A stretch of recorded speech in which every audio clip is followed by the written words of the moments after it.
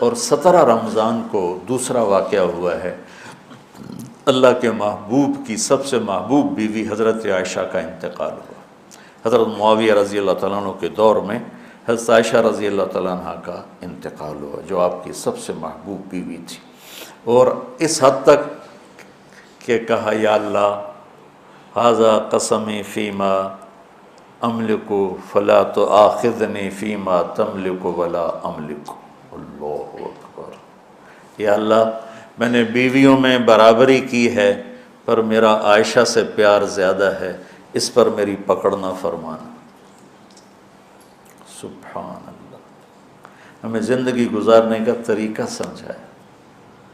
چونکہ حضرت عائشہ چھوٹی تھیں تو ان سے دوڑ لگا رہے ہیں۔ حضرت ام سلمہ کے ساتھ دوڑ نہیں لگائی، حضرت سودا کے ساتھ دوڑ نہیں لگائی، جویریہ کے ساتھ، صفیہ کے ساتھ، ام حبیبہ کے ساتھ، زینب کے ساتھ دوڑ نہیں، چونکہ ان کو لاڈ کروائے، لاڈ، چھوٹی عمر کی رعایت کی، لاڈ کروائے۔ او عائشہ دوڑ لگائیں، یہ حضرت عائشہ نے نہیں کہا دوڑ لگائیں، اللہ کے نبی نے کہا عائشہ او دوڑ لگائیں۔ اور ایک دفعہ نہیں، 2 دفعہ سوڈانی مسجد میں تماشا کر رہے تھے، او عائشہ تمہیں تماشا دکھاؤں، اور دوبارہ حبشی آئے تو پھر اماں جی نے کہا کہ میں دیکھنا چاہتا ہوں۔ اتنی دیر دیکھا کہ اللہ کے نبی تھک گئے، کھڑے ہو تھک گئے، وہ ایسے پاؤں پر زور ڈال کر پاؤں بدل رہے تھے۔ آٹا گوندھ کے دیتے تھے شروع میں، جو کہ حضرت عائشہ کو آٹا گوندھنا نہیں آتا تھا، پھر پاس بیٹھ کر 1-2 نوالے منہ میں ڈال دیتے تھے۔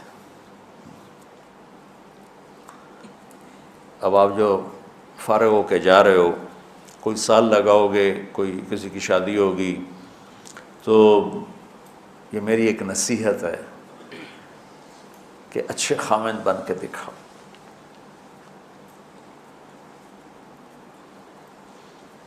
اور اچھا خامند وہ ہوتا ہے جو اچھے اخلاق والا ہے۔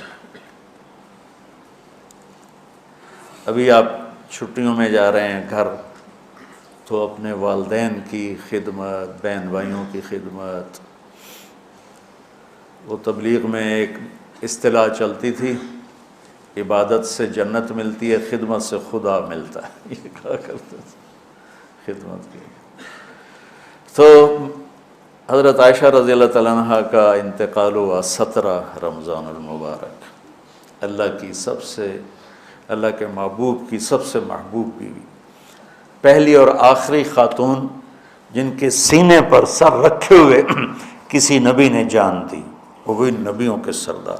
مات فی سحری و نحری، کا یہاں میرے نبی کا سر تھا، اور آپ ان کو آسرا دے کے اس طرح بیٹھی ہوئی تھی، اور آپ تھوڑا سا یوں نیم دراز تھے اس حالت، اور یہاں سر رکھے ہوئے حضرت عائشہ کے سینے پر نبی نے جان دی۔ یہ کائنات کی واحد خاتون ہے جس کے سینے پر سر رکھے ہوئے نبی نے جان دی۔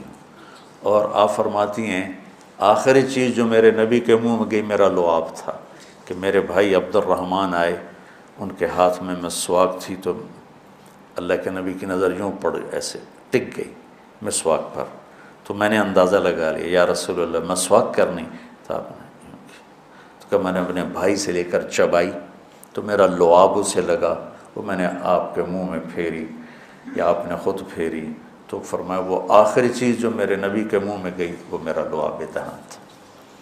اور واحد خاتون ہے جن کا حجرہ کسی نبی کی قبر بنا، حضرت عائشہ کا گھر ہی آپ کے لیے آخری آرام کا بنا۔ اور کائنات کی 2 عظیم ہستیاں ابو بکر اور عمر، ایک دفعہ مسجد میں داخل ہوئے تو آپ کے ابو بکر عمر دائیں بائیں تھے، تو آپ نے ایسے دونوں کے ہاتھ پکڑ لیے، کہا ہمیں دیکھ رہے ہو؟ کہا جی۔ آپ نے کہا ھذا نحشر یوم القیامہ، قیامت کے دن میں اسی طرح اٹھایا جاؤں گا کہ ادھر میرے ابو بکر ہوگا اور ادھر میرے عمر ہوگا۔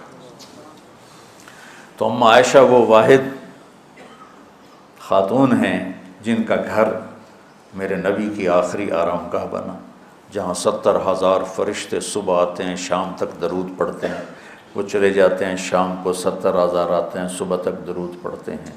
یہ واحد خاتون ہیں جن کے ساتھ آپ لیٹے ہوتے تھے تو وحی آتی تھی، کسی اور بیوی کے ساتھ آپ لیٹے ہوتے تھے تو وحی نہیں آتی تھی، اماں عائشہ کے ساتھ لیٹے ہوتے تھے تو وحی آتی تھی۔ آپ کی برکت سے تیمم ملا۔ حضرت یوسف علیہ السلام پر تہمت لگی، گناہ کی، زلیخا نے لگائی تو ایک بچے نے گواہی دی۔ حضرت مریم پر قوم نے تہمت لگائی تو بیٹے نے گواہی دی، اور حضرت عائشہ پہ تہمت لگی تو میرے اللہ نے خود گواہی دی۔ کتنا بڑا فرق ہے۔ شہد شاہد من اہلہا ان کان قمیصہ قد من قبل فصدقت وهو من الکاذبین وان کان قمیصہ قد من دبر فکذبت وهو من الصادقین۔ یہ تو آ گئی گواہی بچے کی، شاہد شاہد من اہلہا۔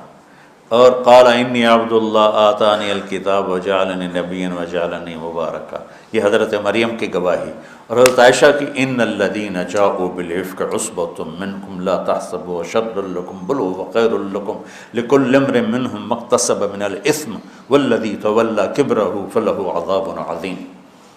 اللہ تعالیٰ، علامہ زمخشری اپنی تفسیر میں فرماتے ہیں کہ پورے قرآن میں اللہ کہیں اتنا غضبناک ہو کر نہیں بولا جتنا ان آیات میں غضبناک ہو کے بولا ہے، جس میں اما عائشہ کی پاک دامنی کو اللہ نے بیان کی۔ اللہ کے نبی ایک مہینہ وحی نہیں آئی، پورے مدینے میں آگ لگ گئی۔